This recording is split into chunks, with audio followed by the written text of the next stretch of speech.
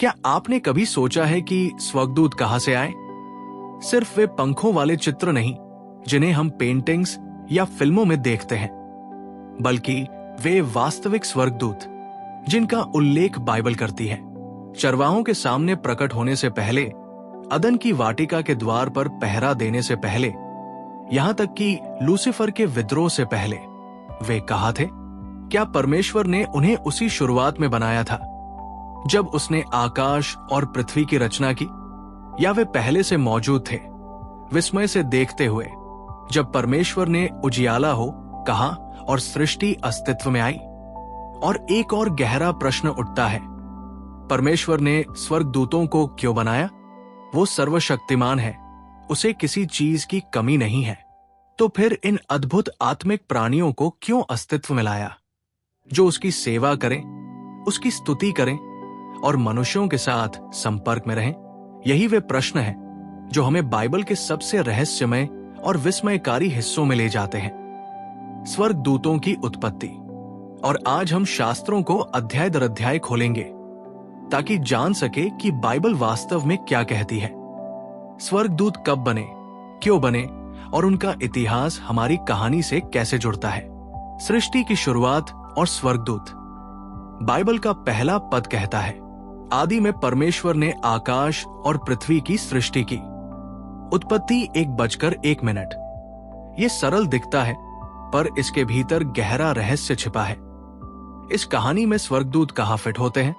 अय्यूब 38:4-7 में परमेश्वर पूछता है, जब मैंने पृथ्वी की नींव डाली तब तू कहाँ था?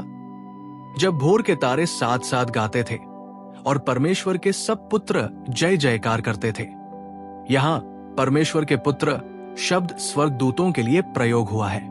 मतलब जब पृथ्वी की नींव रखी जा रही थी तब स्वर्गदूत पहले से मौजूद थे।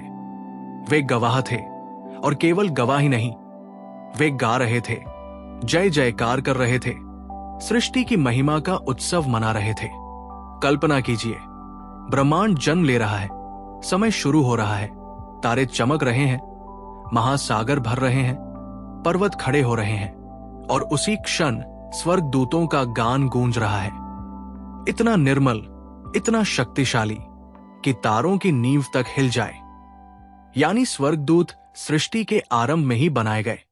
आकाश का अर्थ सिर्फ नीला गगन नहीं है, बल्कि वो आत्मिक लोक भी है, जहां परमेश्वर का सिंहासन है और जहां स्वर्गदूत रहते हैं। इसका अर्थ है कि जब परमेश्वर ने आकाश और पृथ्वी की रचना की, तो उसने अदृश्य आत्मिक लोक और स्वर्गदूतों की सृष्टि भी की।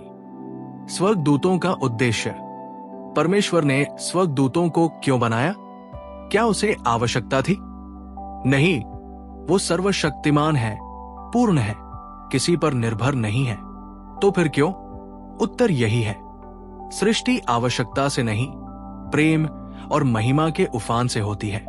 परमेश्वर ने उन्हें बनाया क्योंकि वह चाहता था, क्योंकि उसकी महिमा का प्रवाह थमता नहीं।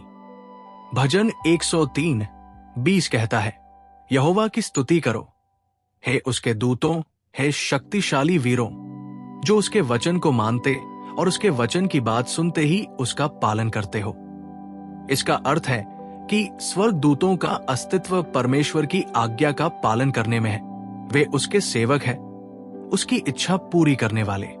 इब्रानियों 1:14 कहता है, क्या वे सब सेवा करने वाली आत्माएं नहीं, जो उद्धार के वारिसों की सहायता करने के लिए भेजी जाती हैं? यानी वे केवल परमेश्वर की महिमा के लिए ही नहीं, बल्कि हमारे भले के लिए भी बनाए गए। सोचिए, मनुष्य की रचना से बहुत पहले ही परमेश्वर ने स्वर्गदूतों को तैयार किया ताकि वे उसके बच्चों की रक्षा और सहायता कर सके। पर उनका सबसे बड़ा उद्देश्य है उपासना।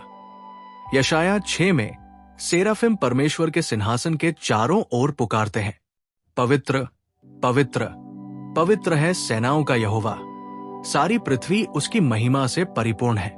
प्रकाशित वाक्य 5 में लाखों स्वर्गदूत गाते हैं, वध किया गया मेमना योग्य है। यानी उनकी आत्मा से उपासना उमड़ती है, और जब हम भी उपासना करते हैं तो हम उसी प्राचीन गीत में शामिल होते हैं जिसे स्वर्गदूत सृष्टि से गाते आ रहे हैं। स्वर्गदूतों का पतन और विद्रोह।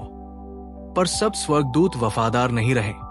बाइबल बताती है कि उनमें से कुछ ने विद्रोह किया। यशाया 14 में लिखा है, हे भोर के चमकते तारे, तू स्वर्ग से कैसे गिर पड़ा। तूने मन में कहा, मैं स्वर्ग पर चढ़ूंगा, अपने सिंहासन को परमेश्वर के तारों से ऊंचा करूंगा, मैं परम प्रधान के समान बनूंगा। ये वर्णन उस महादूत के बारे में है जिसे हम लूसीफर कहते हैं। यहेजकेल 28 उसे आवरण करने वाला करूब कहता है, तेज, सुंदर, बुद्धिमान। पर उसके मन में घमंड आ गया। उसने परमेश्वर की महिमा को अपने लिए चाहा और यहीं से विद्रोह शुरू हुआ। प्रकाशित वाक्य 12 कहता है कि महान अजगर शैतान ने अपनी पूंछ से स्वर्ग के 1/3 तारों को गिरा दिया, यानी स्वर्गदूतों का एक बड़ा भाग उसके साथ गिर पड़ा। तब स्वर्ग में युद्ध हुआ। मीकाइल और उसके स्वर्गदूतों ने अजगर से लड़ाई की, पर शैतान और उसके दूत पराजित हुए और उन्हें पृथ्वी पर गिरा दिया गया। इस प्रकार स्वर्गदूत 2 भागों में बंट गए, वफादार और गिरे हुए। गिरे हुए आज दुष्ट आत्माएं हैं, पर वफादार आज भी परमेश्वर की इच्छा पूरी कर रहे हैं। स्वर्गदूतों की श्रेणियां और पद। बाइबल हमें दिखाती है कि स्वर्गदूत सब एक जैसे नहीं हैं।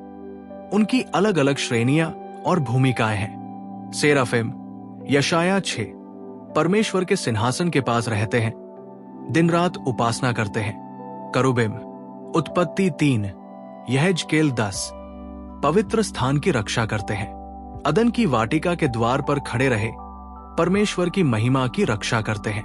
महादूत, आर्कएंजल्स। मीकाइल को विशेष रूप से महादूत कहा गया है। वह इस्राएल का रक्षक और स्वर्गीय सेनाओं का प्रधान है। गब्रियल, संदेशवाहक दूत, जिसने दानियल, जकरिया और मरियम को परमेश्वर का संदेश सुनाया। अन्य श्रेणियां, पौलुस सिंहासन, प्रभुत्व, प्रधानता और अधिकार। कुलुस्सियों 1:16 का उल्लेख करता है। ये स्वर्गीय पद है जिनकी पूरी समझ हमें अभी नहीं है। इससे हमें पता चलता है कि परमेश्वर ने स्वर्गदूतों को विविध कार्यों के लिए व्यवस्थित रूप में बनाया। कुछ उपासना के लिए, कुछ रक्षा के लिए, कुछ युद्ध के लिए, कुछ संदेश देने के लिए। स्वर्गदूत और मनुष्य। स्वर्गदूत बाइबल की कहानी में हर जगह मनुष्यों के साथ जुड़े हुए दिखते हैं। अब्राहम से मुलाकात, उत्पत्ति 18। याकूब का सीढ़ी का दर्शन, उत्पत्ति 28। इस्राएल को जंगल में मार्गदर्शन, निर्गमन 23।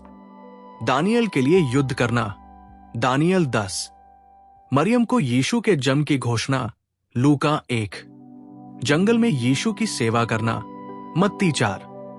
कब्र पर घोषणा करना, वो जी उठा है, मत्ती 28। यानी स्वर्गदूत केवल स्वर्ग में नहीं बल्कि हमारी कहानी में भी सक्रिय भागीदार है। निष्कर्ष, स्वर्गदूत परमेश्वर की रचना है। वे अनादि नहीं परंतु बहुत प्राचीन है। उनका उद्देश्य है परमेश्वर की इच्छा पूरी करना, उसकी महिमा करना, उसके लोगों की सेवा करना।